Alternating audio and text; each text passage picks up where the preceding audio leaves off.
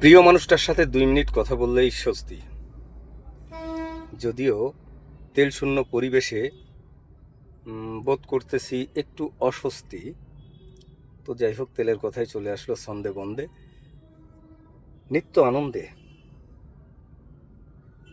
তেল কে রাখলো বাইন দিয়ে, আমি ঠিক বুঝলাম না।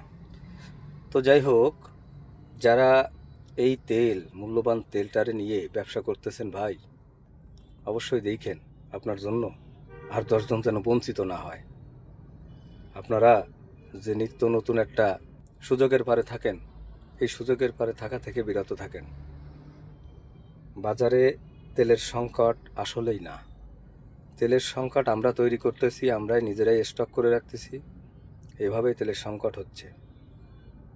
আর কিছু কিছু কথা মানুষ বলতেছে, আসলেই সব কথায় কান দিলে চলবে না। অনেক লোক আছে সামান্য টাকার তেল নিত, তারা এখন বেশি নিচ্ছে। তার কারণ আছে রে ভাই, দীর্ঘক্ষণ লাইনে দাঁড়িয়ে থাকতে হচ্ছে, বাইরে 200, 250, 300 টাকা লিটার বিক্রি হচ্ছে।